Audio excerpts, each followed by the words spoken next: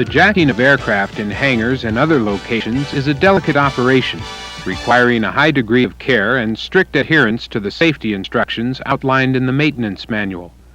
This video program is intended to familiarize you with the various types of jacks in use for aircraft jacking at United Airlines hangars.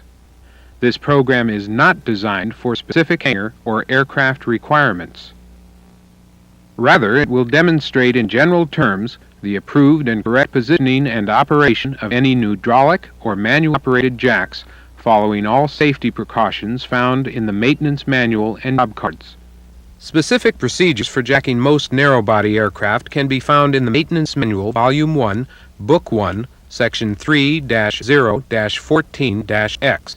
For wide-body aircraft and the 737-300 jacking procedures, refer to Chapter 7 of the Maintenance Manual for the aircraft in question. Jacking instructions in the form of job cards are issued only at the Maintenance Operations Center for aircraft scheduled for maintenance. At other maintenance facilities, use the instructions approved locally. We will be using a 727 aircraft. Caution: during jacking operations, only essential personnel are allowed inside, around, or under the aircraft. Because aircraft jacking is performed for different purposes, jacking equipment and procedures will vary according to the locality and fleet type. Before starting any jacking operations, make sure hangar area is clear of equipment or structures that could come into contact with the aircraft during jacking. The weight of the aircraft and the weight distribution must also be known to assure that aircraft will remain stable during the jacking process. Only 3 primary approved jacks are required to lift an aircraft. However, additional auxiliary jacks must be used at different aircraft locations for stabilizing purposes. Primary jacks may be used as stabilizer jacks, provided they meet weight requirements. Always refer to the Maintenance Manual, Book 1, Section 3-0-14-11 for the approved jack for specific aircraft. Following directions from the lead mechanic cockpit personnel, release the parking brakes to assist in preventing side load on jacks. Also open appropriate circuit breakers to avoid unnecessary operation of systems that could cause injury to personnel. Circuit breakers to be opened for narrow-body aircraft can be found in the Maintenance Manual, Section 3-0-14-X, and for wide-body aircraft, check under jacking procedures. Install landing gear downlock pin to prevent inadvertent retraction of landing gears. Pre-level the aircraft prior to positioning jacks to prevent side loads on jacks.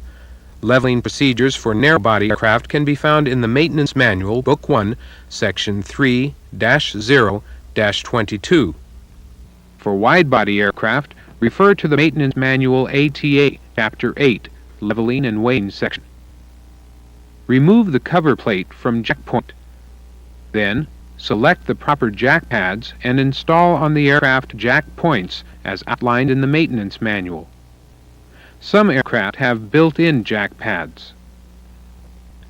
Be certain that the jack pads are fastened firmly to the fuselage. Select the jacks approved for the specific aircraft. For your safety, always inspect the jacks before installation to be sure they are in good working condition. Never use a jack of questionable type or condition.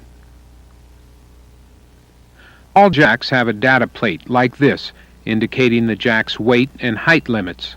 Also in this plate are the jack hand screw extension limits.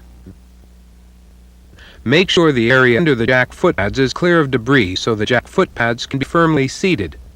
Position the jack under jacking points. Make sure each jack is perpendicular to horizontal and the aircraft is level to prevent side loads. Connect the air hose to the jack air pump fitting, then close the jack's release valve. Operate the jack's air pump by pressing on this foot lever, and extend the jack ram as necessary until weight gauge makes contact with the jack pad. Aircraft jacks at the Maintenance Operations Center are equipped with a weighting cage attached to the hand screw. All other jacks used on the line or at other maintenance facilities are extended to contact the jack pad by turning manually the jack hand screw.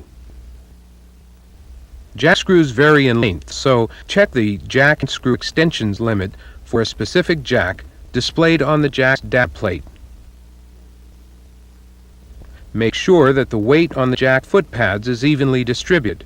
Move the jack in a jiggling motion till the foot pads are firmly against the floor. Do not upset perpendicularity. One exception is this jack, whose foot pads are adjusted individually. The aircraft is now ready to be raised. Following the lead directions, activate the jack's air pump. Always make certain that the ram is going up vertical to the jack point. To assure that the aircraft is raised in a level attitude, the person monitoring the leveling device must inform the lead man of the aircraft attitude while jacking is in progress. The ram safety nut must always follow the jack-ram extension while jacking is progressing.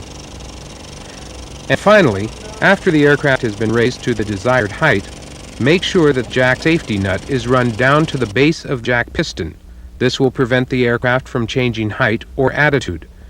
After the nut is secured, release the jack internal pressure. This completes the aircraft jacking video program. Remember, if you have any questions pertaining to the selection of the approved jacks for a specific aircraft, always refer to the Maintenance Manual, Book 1, Volume 1, for procedures.